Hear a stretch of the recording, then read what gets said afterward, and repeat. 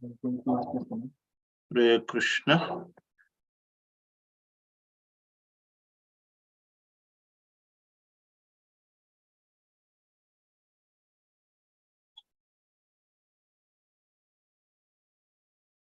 Hare Krishna, everyone. Just give me 1 minute. I'll be with you.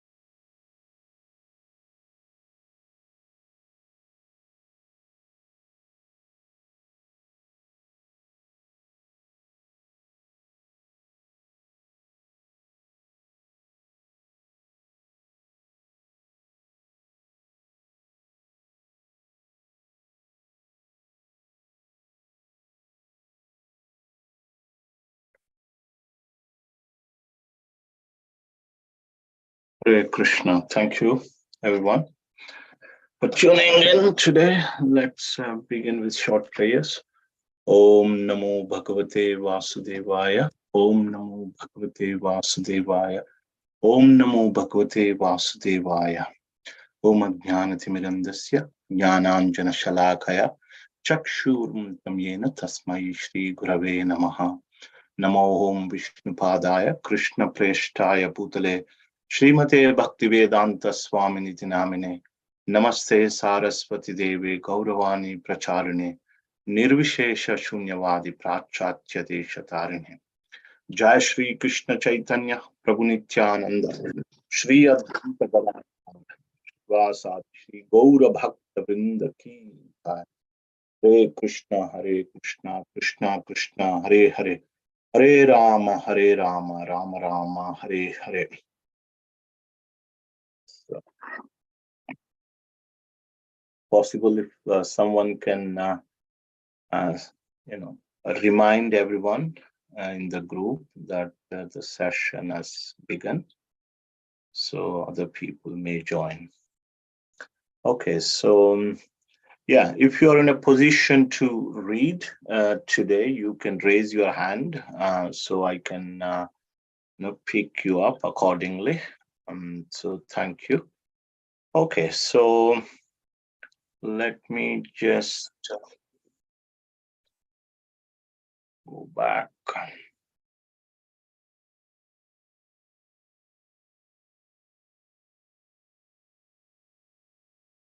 So today we will try and summarize 29th chapter of 4th canto. And there are more than 85 verses in this chapter. So what I would do is I would summarize some verses and then we can read some and then summarize again. So yeah, so it is a continuation from the previous chapters. So in chapter 25, 26, 27, 28, 4 chapters, last 4 chapters. Narada Muni was telling a allegorical story to Prachina Barihi or Prachina Barishyat, the father of Prachetas. This story is actually about him. It's a made-up story, and through the made-up story, he explained his position and the position of a living entity. So, we kind of understood the inner meaning because the acharyas had given the explanation of this allegorical story. But Prachina Barihi, who was listening to this story, actually asked Narada Muni to explain the real meaning of this story. So in this story, there was a king by the name Puranjana, and then he tried to live somewhere.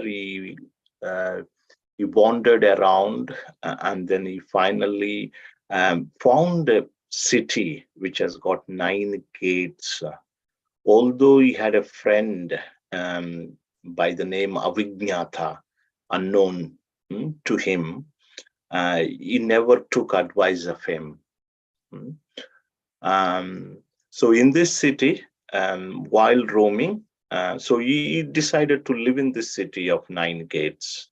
Uh, and while wandering in the city, then he found a beautiful lady by the name Puranjani. She had many assistants, and he married to her. So the king Puranjana represents the living entity who gave up the company of the Supreme Lord Sri Krishna and tried to enjoy separately from Lord Krishna, entered into this body. Uh, so this city has got 9 gates. Our body has got 9 holes. Mm. And okay, so in this city, he married that Puranjani. So that lady who he got married to was compared to material intelligence. Mm.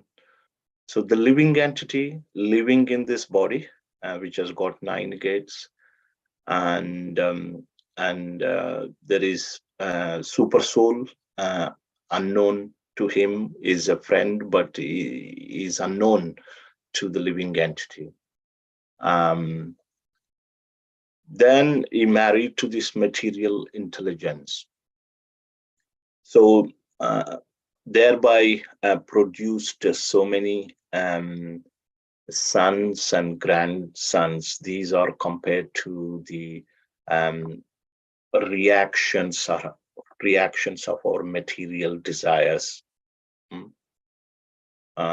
So he was attacked by the time, by the old age, and by the fever and various diseases.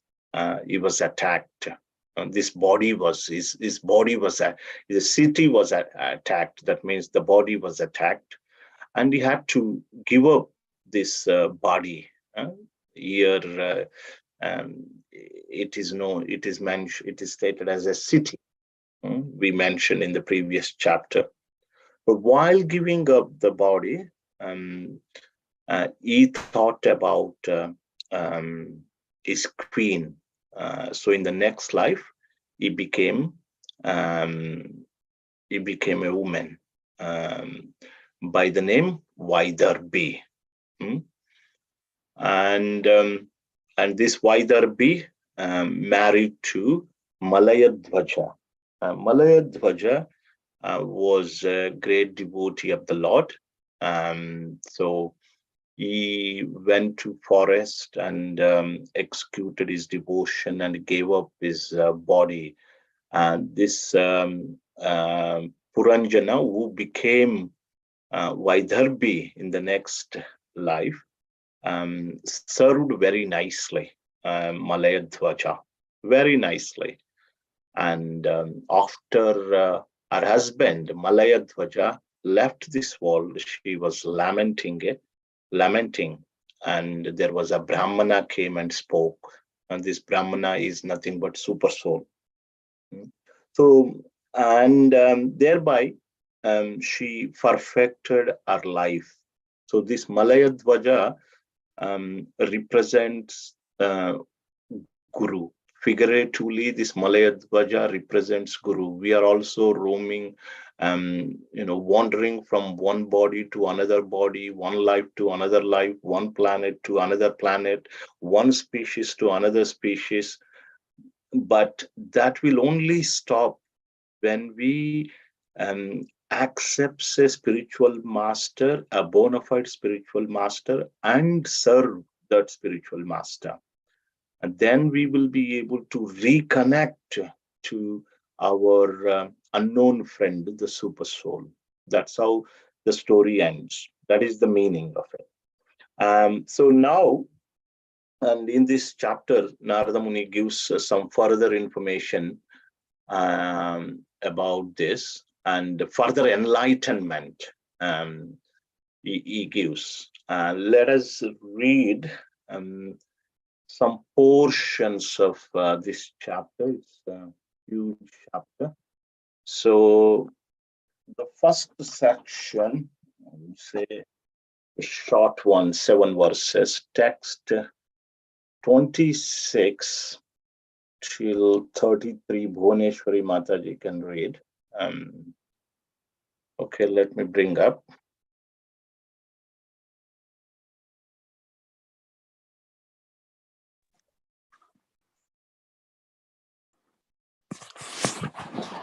Hare Krishna. Thank you, Prabhuji. Text 26 to 27. The living entity by nature has minute independence to choose his own good or bad fortune. But when he forgets his supreme master, the personality of Godhead, he gives himself up unto the modes of material nature. Being influenced by the modes of material nature, he identifies himself with the body and for the interest of the body becomes attached to various activities. Sometimes he is under the influence of the mode of ignorance, sometimes the mode of passion, and sometimes the mode of goodness. The living entity thus gets different types of bodies under the modes of material nature. Text 28. Those who are situated in the mode of goodness act piously according to Vedic injunctions. Thus they are elevated to the higher planetary systems where the demigods live. Those who are influenced by the mode of passion engage in various types of productive activities in the planetary systems where human beings live. Similarly, those influenced by the mode of goodness are subjected to various types of misery and live in the animal kingdom.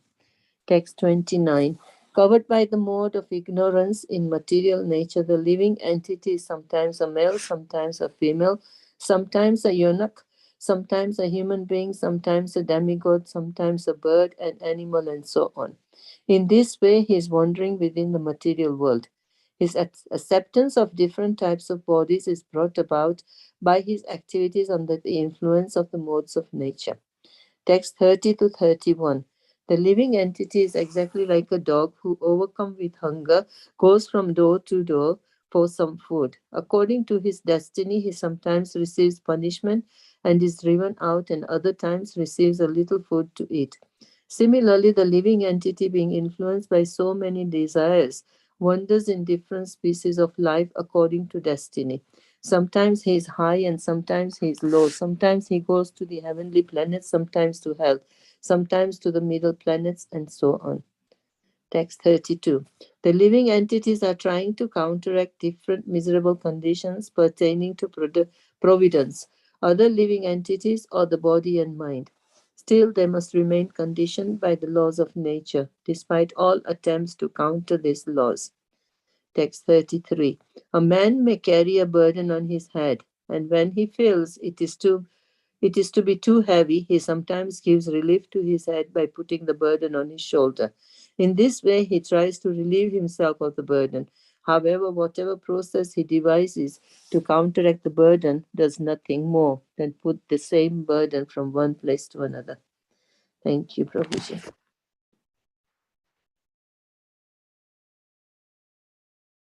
Thank you, Bhuvaneshwari Mataji, for reading it nicely. I think that is self-explanatory. Am I right? Very nicely mentioned. So this living entity, influenced by three modes of nature, rotates from one planet to another, one species to another, sometimes male, sometimes female, sometimes animal, sometimes eunuch, sometimes bird, etc. Wanders. So when in the human species, when one is in the mode of goodness, one try to perform fruitive activities, and they go to heavenly planet. Urdhvam gachanti satvasta means those who are in the mode of goodness, they usually go upwards. In the next body, they achieve a higher destination, slightly higher destination. But this destination within the material world is not permanent. It's like going on a holiday when when your bank balance is finished, you have to return to your home. So yeah, in the mode of when they are influenced predominantly influenced by the passion, they engage various activities, and that's how they take birth in this world and the planet Earth.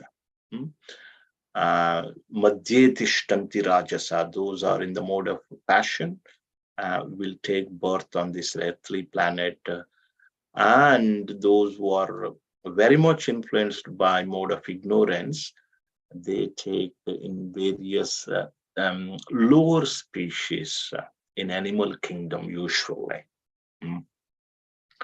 So it is mentioned here, the living entity is like a dog, a stray dog,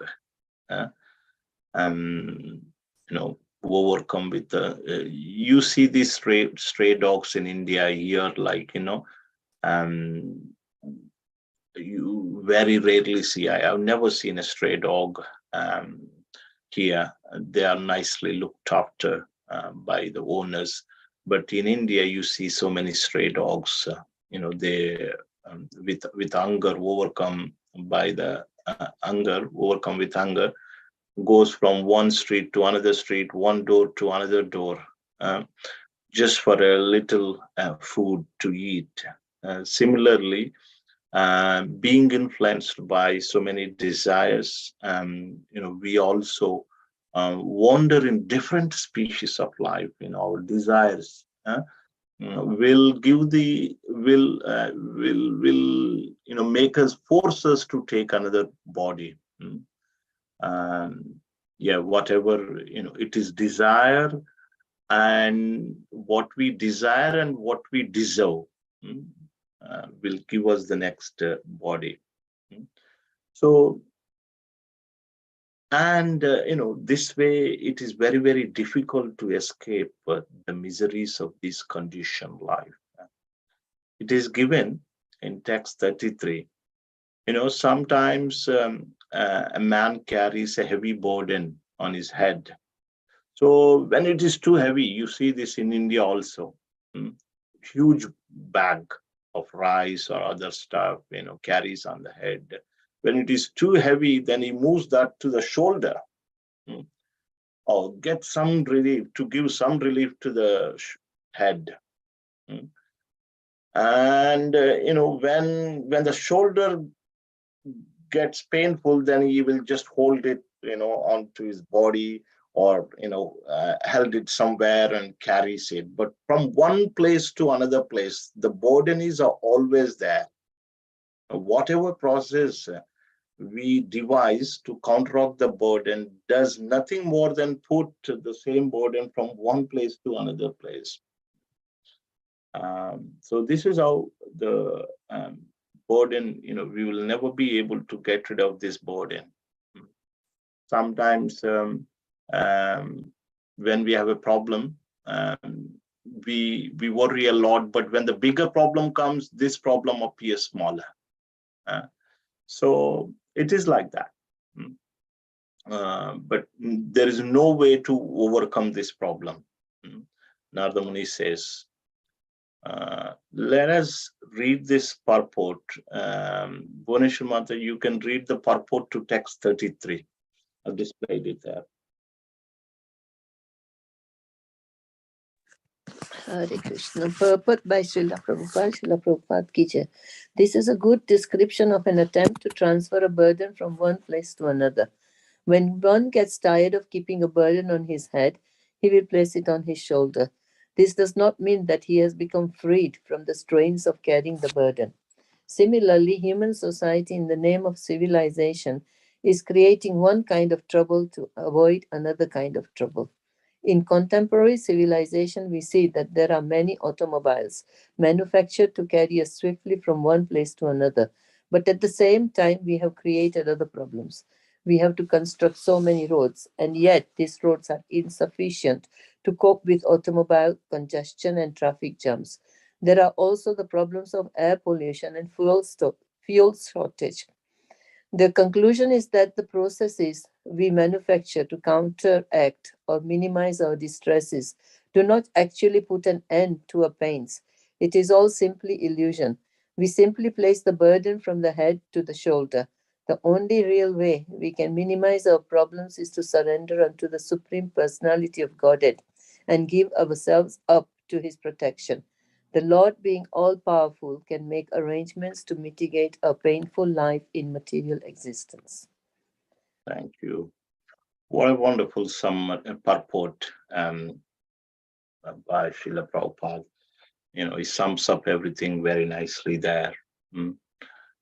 Whatever we, try to create a solution to counteract a problem, that solution becomes a problem. Just like Prabhupada was giving, like, um, you know, a man had manufactured these motor vehicles, but with that there is pollution.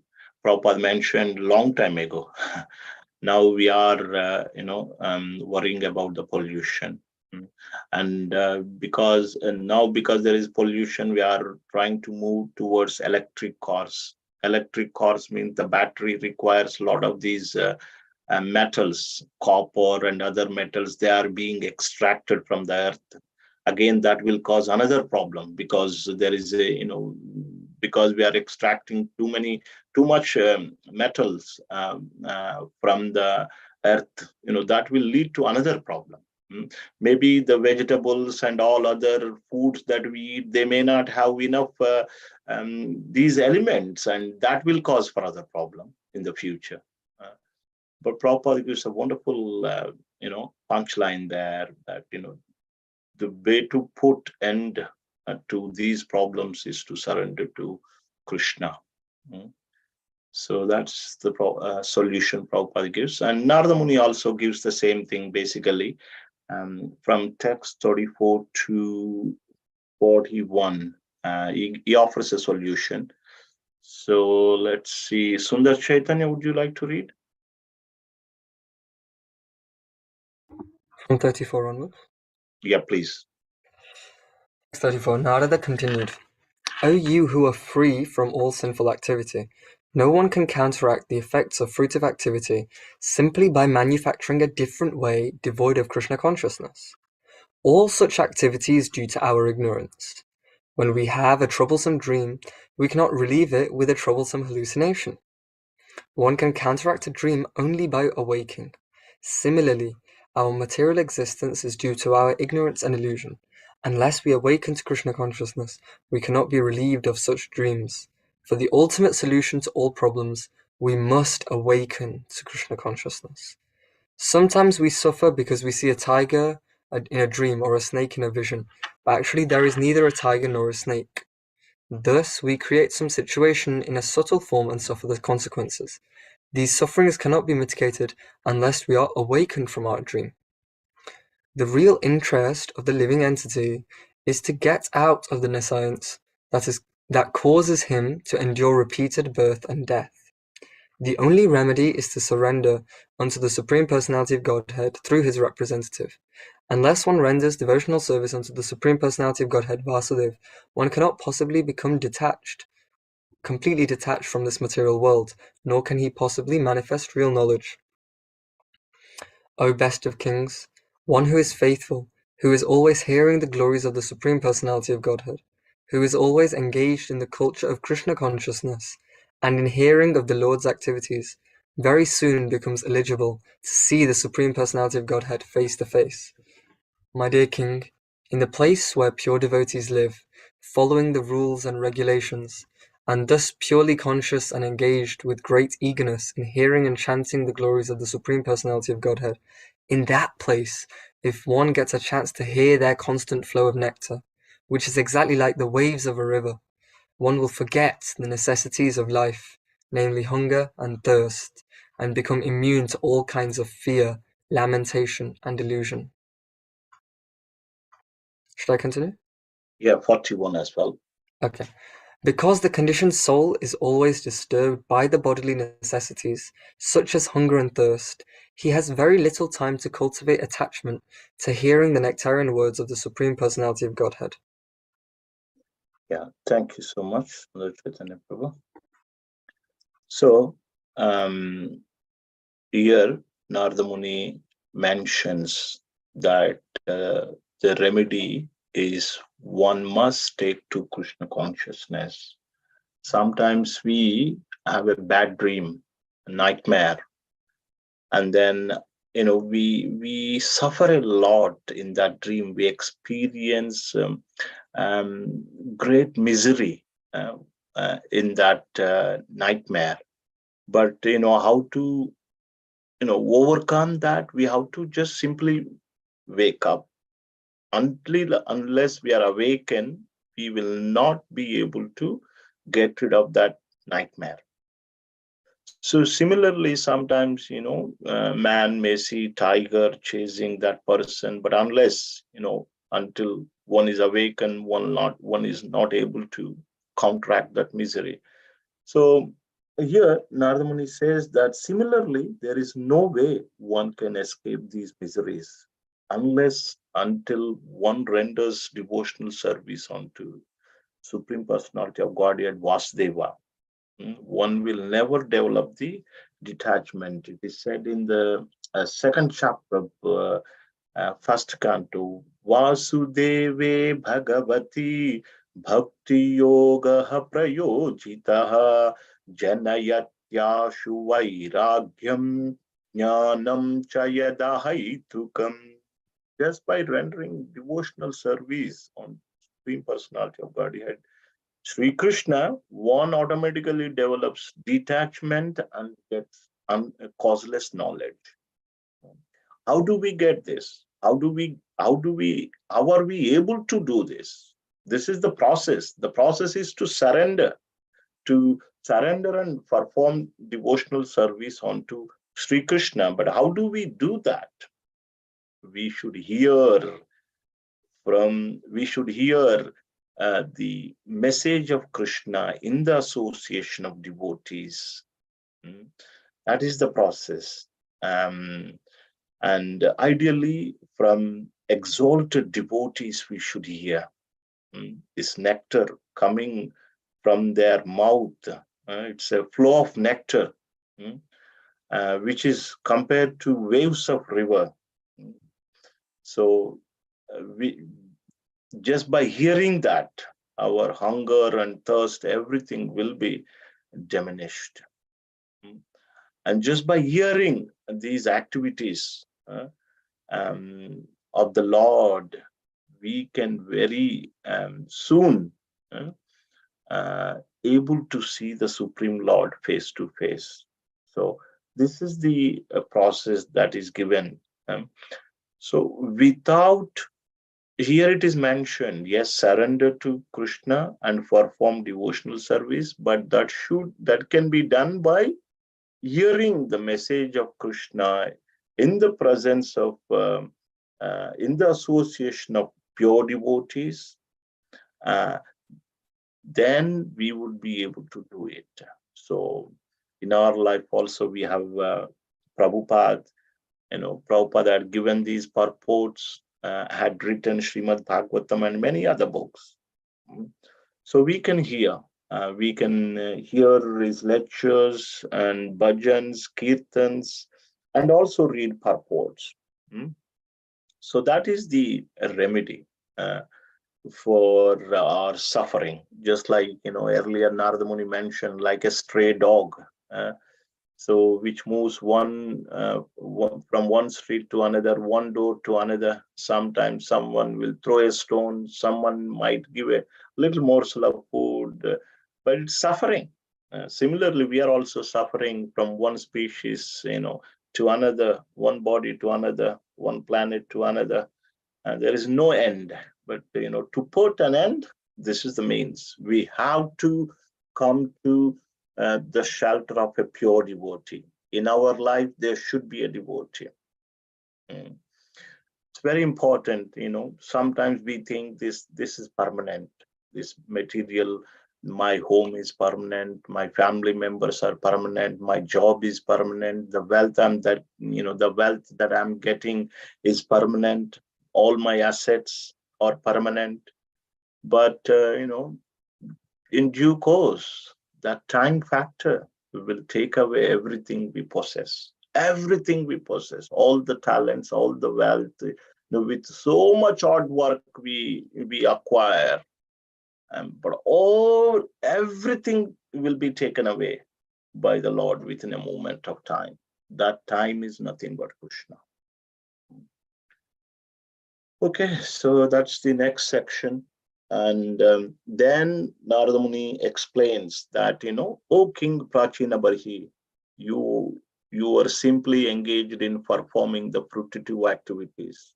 These fruitive activities, they will neither give you pleasure, nor they will end your misery. So what is the use? You don't know that you should actually perform devotion to the Supreme Lord. You don't know that. You don't know that pure devotion is the best. And then he says, then he gives another story here. We will read that story.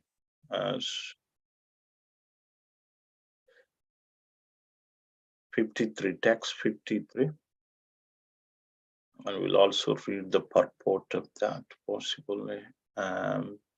So who would like to read next? Text 53. I'll read. Yeah, go ahead. Text 53. My dear king, please search out the deer who is engaged in eating grass in a very nice flower garden along with his wife.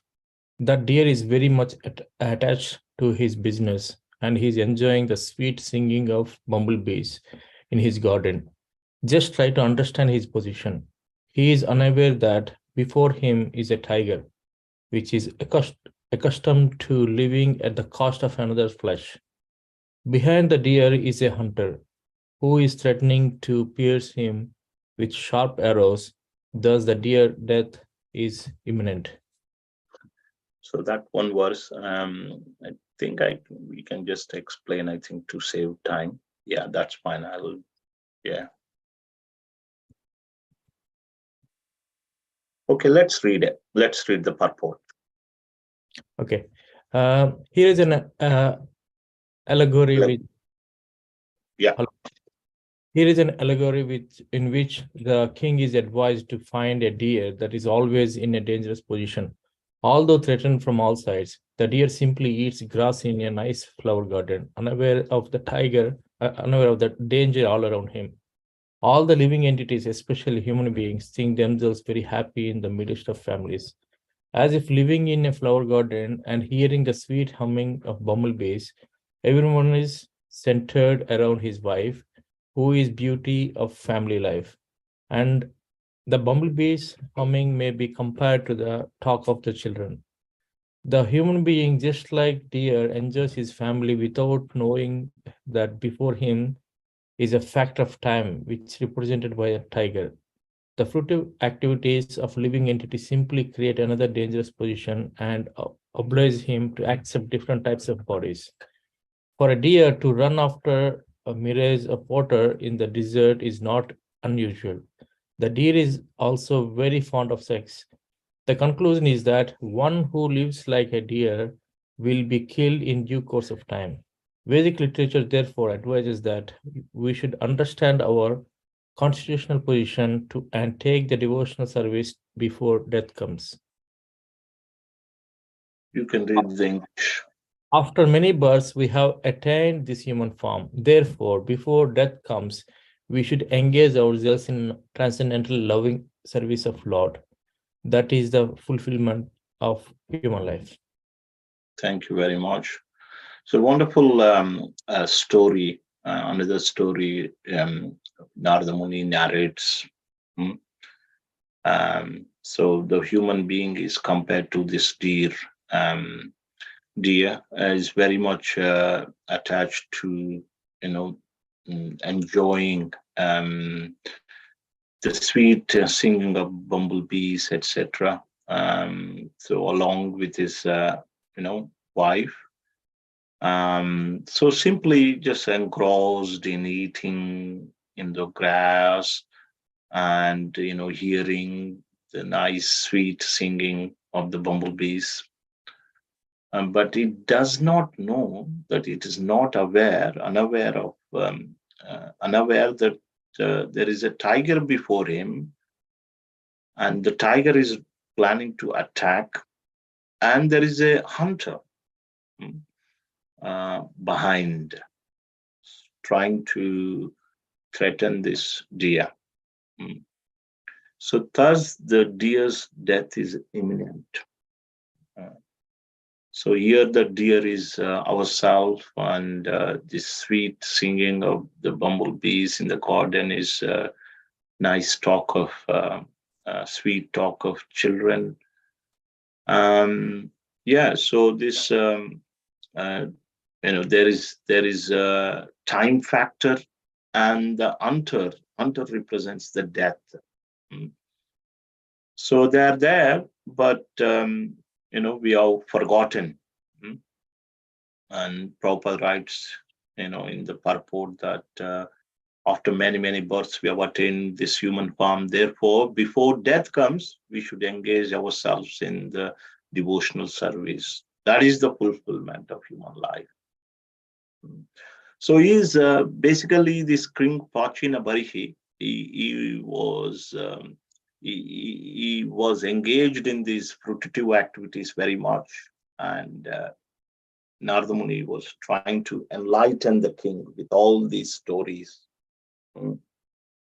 Okay, so then Prachina Barishat then asks, he says that nobody actually had given me this knowledge in the past. Thank you for telling the real purpose of the human form of life. And previously, my spiritual masters have mentioned to me that I better engage in these fruitive activities. But now you are saying that the ultimate goal is to surrender and worship the Supreme Lord. Thank you so much for that explanation. Something like that he says. And then he put forward some question. Say that how can the results of karma come into the next life when the body that performed them got destroyed? So basically, he's asking, how does this karma comes? Body is destroyed here. When the body is destroyed, everything should be destroyed here in this life itself. But why does the living entity suffers in the next life for the karma? For the karmic reaction that had been done in this life. So that was his question, basically. And Narada Muni explains the process of transmigration. So we will read that section. That is also very nice. So let me know who is ready to read from text 60 onwards. I can read, Prabhuji. Thank you. Please continue. Text 60. The great sage Narada continued, the living entity acts in a gross body in this life. This body is forced to act by the subtle body, composed of mind, intelligence, and ego. After the gross body is lost, the subtle body is still there to enjoy or suffer. Thus, there is no change. Text 61. The living entity, while dreaming, gives up the actual living body. Through the activities of his mind and intelligence, he acts in another body, either as a god or a dog. After giving up this gross body, the living entity enters either an animal body or a demigod's body on this planet or on another planet. He thus enjoys the results of the actions of his past life. Text 62. The living entity labors under the bodily conception of I am this, I am that, my duty is this, and therefore I shall do it. These are all mental impressions, and all these activities are temporary. Nonetheless, by the grace of the Supreme Personality of Godhead, the living entity gets a chance to execute all his mental concoctions. Thus, he gets another body. Text 63. One can understand the mental or conscious position of a living entity by the activities of two kinds of senses, the knowledge acquiring senses and the executive senses. Similarly, by the mental condition or consciousness of a person, one can understand his position in the previous life. Like 64. Sometimes we suddenly experience something that was never experienced in the present body by sight or hearing. Sometimes we see such things suddenly in dreams. Like 65. Therefore, my dear king, the living entity who has a subtle mental covering develops all kinds of thoughts and images because of his previous body. Take this from me as certain. There is no possibility of concocting anything mentally without having perceived it in the previous body. So just 1 second, Satish Prabhu. So here Narada Muni is explaining that although the body is destroyed, there is subtle body that comes along with the soul. And subtle body consists of mind, intelligence, and false ego. And mind, all the impressions are stored in that subtle body from this life to the next life. Just like when we open a perfume bottle in one corner of the room, what the air does is air carries the aroma from one place to another place, and the air becomes a vehicle. So we open the perfume bottle in one corner, but the entire house, mm, gets, yeah, the perfume smell can be felt. Mm. Um, so that similarly, the air, as the air becomes a vehicle, similarly the subtle body becomes a vehicle. The subtle body takes all the impressions from this life to the next life. That's why we are all different. Mm. We all have different tastes. We behave differently. We talk differently. We walk differently, uh, and we think differently because of all these impressions. But here it is mentioned there is no possibility of concocting anything mentally without having pursued it in the previous body. So whatever we are now, whatever the desires we are having, whatever thoughts we are having, so they are actually coming from the past life, because mind, the subtle body, keeps all these impressions. They are coming from not only the past life, just only one life, but unlimited lives we had. Hmm. Okay, Satish Prabhu, please carry on. Yes, Prabhuji. Text 66. O king, all good fortune unto you. The mind is the cause of the living entities attaining a certain type of body in accordance with his association with material nature. According to one's mental composition, one can understand what the living entity was in his past life as well as what kind of body he will have in the future. Thus, the mind indicates the past and future bodies. Text 67.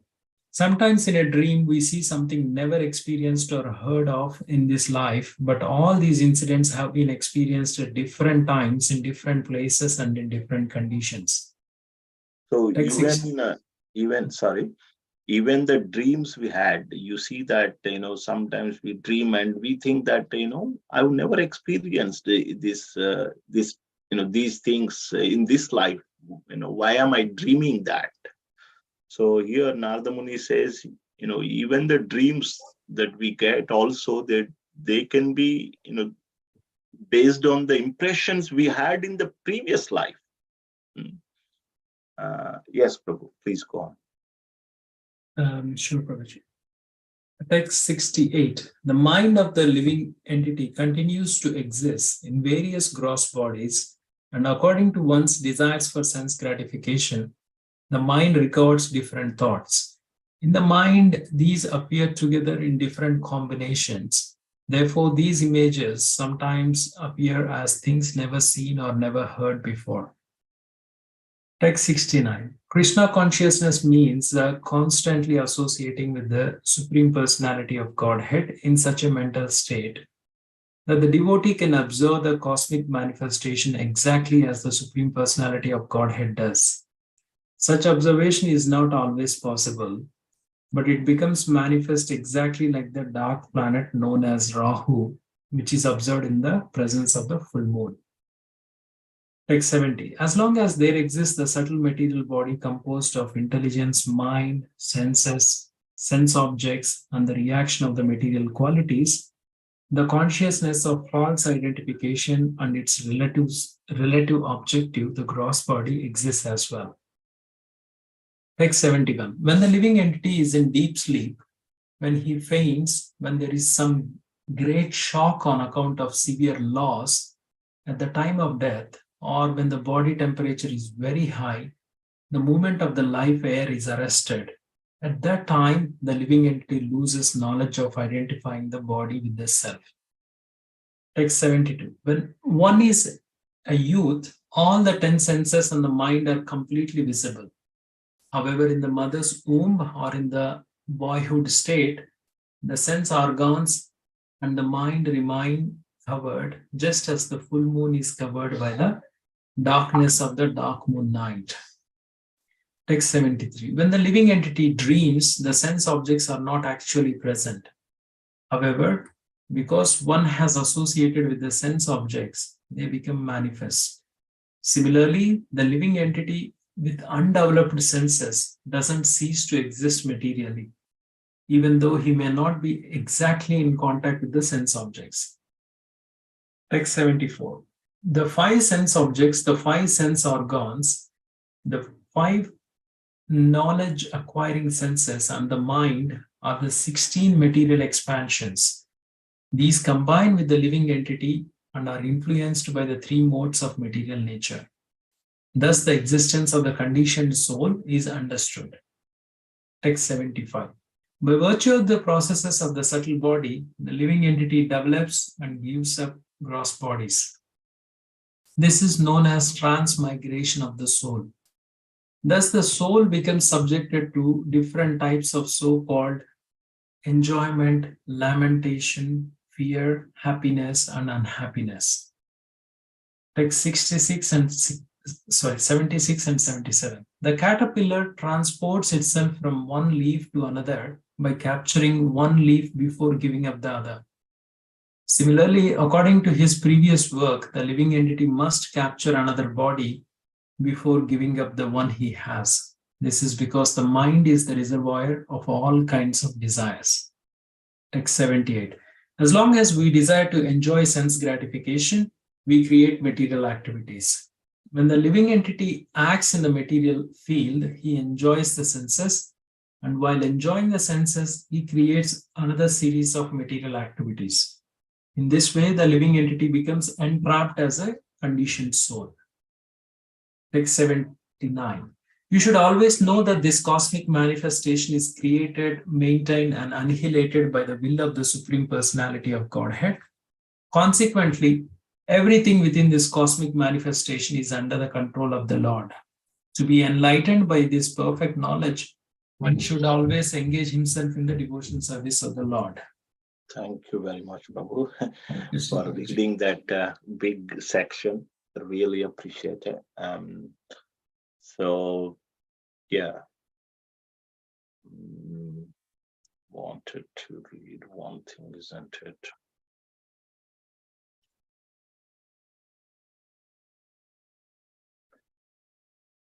Right, that's self-explanatory. So as long as we have this subtle body, then we will have to take another body.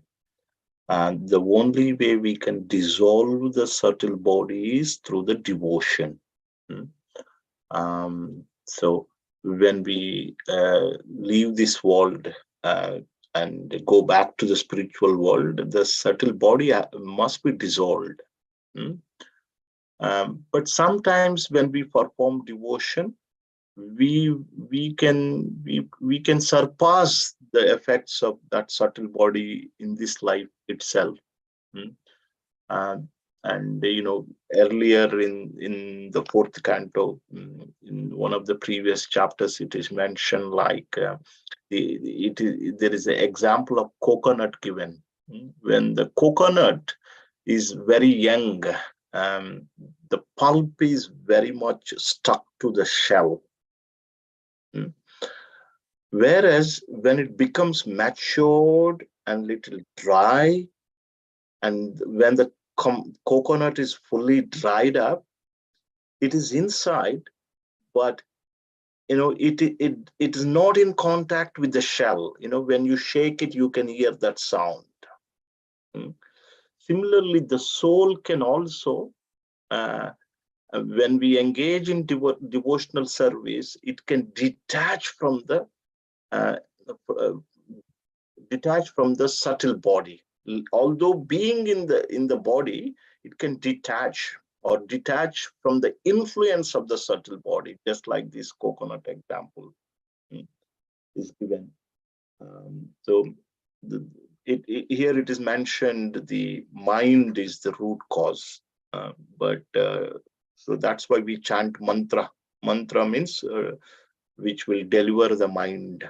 uh, so mind is storehouse of all the desires. Mm. And by chanting the mantra, we will purify the mind and purify the desires. Mm. So we have to take that medicine on a regular basis. Prabhupada had advised us, take this medicine um, every day. And he had advised us to chant 16 rounds of Hare Krishna mantra every day. Mm. Okay, so so subtle body can only be dissolved and destroyed by engaging in the process of devotional service, nothing else. Let's read the last section um, from text 80 till 85. Who would like to read? It's a small, short section, very short. Can I read, Prabhu? Sure, Mataji. Uh, From 80 onwards. the great sage Maitreya continued, the supreme devotee, the great Saint Narada, thus explained to King Prachin Barhi the constitutional position of the Supreme Personality of Godhead and the living entity. After giving an invitation to the king, Narada Muni left to return to Siddhaloka. In the presence of his ministers, the saintly king Prachin Barhi left orders for his sons to protect the citizens. He then left home and went off to undergo austerities in a holy place known as Kapil Ashrama. Having undergone austerities and penances at Kapil's ashrama, King Prachin Barhi attained full liberation from all material designations. He constantly engaged in the transcendental loving service of the Lord and attained a spiritual position qualitatively equal to that of the Supreme Personality of Godhead. My dear Vidura, one who hears this narration concerning the understanding of the living entity's spiritual existence as described by the great sage Narada, or who relates it to others, will be liberated from the bodily conception of life. This narration, spoken by the great sage Narada, is full of transcendental fame of the Supreme Personality of Godhead. Consequently, this narration, when described certainly sanctifies this material world. It purifies the heart of the living entity and helps him attain his spiritual identity. One who relates this transcendental narration will be liberated from all material bondage and will no longer have to wander within this material world. Sorry. Yeah, carry on. Oh, the allegory of King Puranjana, described herein according to authority, was heard by me from my spiritual master, and it is full of spiritual knowledge. If one can understand the purpose of this allegory, he will certainly be relieved from the bodily conception and will clearly understand life after death. Although one may not understand what transmigration of soul actually is, one can fully understand it by studying this narration. Thank you very much, Mataji. Hare Krishna, thank you. What a wonderful story it is, and very vividly Narada Muni had described the story to King Prachina Barihi. So after hearing this, Narada Muni just left the palace, went to Siddhaloka. He roams, from one planet to another planet, one world to another world. He doesn't need any visa, as transcendental spaceman. So after hearing entire story narrated by Narada Muni, the king immediately retired. If you remember the story, he asked his 10 children, Prachetas, to get married, but they decided to go and execute penances. And that's where they met Lord Shiva, you remember. And then, Lord Shiva offered them mantra, Rudra Gita. Then they entered into the lake. And so they started performing penances. While they were doing it, Narada Muni came here, wanted to liberate the king. The children are doing wonderful job, but the father was engaged in performance of ritualistic activities. So that's why he narrated this story. So the children, he did not wait for the Prachetas to come back, you see. He just left the kingdom. He said to the ministers, hand over, when my children comes back, you can hand over the kingdom. No problem. But I will leave now. So very interesting. See, unless, again, see here, he has a spiritual master. He had a spiritual master, Narada Muni. Because of the mercy of Narada Muni, he could develop that detachment and could engage in devotion. Of course, this is the story, this is the discussion between Maitreya and Vidura. Maitreya was narrating it to Vidura. He left orders for his sons to protect the citizens, and he went to Kapilashram. Kapilashram is, it is said that it is located at Ganga Sagar Mela, where Bay of Bengal meets the ocean. Ganga Sagar. That is where it is said that there is Kapilashram, Kapila Muni. If you remember in the third canto, we read the story of Devavati, Kardama Muni, and teachings of Kapila to his mother Devavati. So the Kapila is still undergoing penances there. So at that place, King Prachina Barihi executed devotion as instructed by Narada Muni and perfected his life. He went back to Godhead.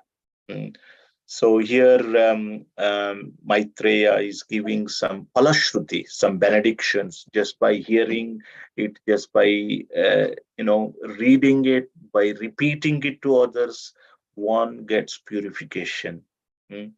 one who relates this transcendental narration will be liberated. So that was the Palashruti, the fruit of result of reading and hearing this wonderful pastime that's been narrated by Narada Muni to King Prachina Barhi. So with that, chapter 29 ends. So next week, so we can look at chapter 30, entitled Prayers by Prachetas. Okay, so I will stop there. If anybody has any comments, any realizations, or any thoughts, quickly they may say. Otherwise, we can end the session. Okay. Hare Krishna. Grandhara Srimad Bhagavatam ki jai. Srila Prabhupada ki jai. Nitai Gaura Premanandi. Hari Hari Bol. Hare Krishna. Hare Krishna, Hare Bol. Prabhuji. Thank you. Thank you. Hare Krishna. Fantastic. Thank you very much.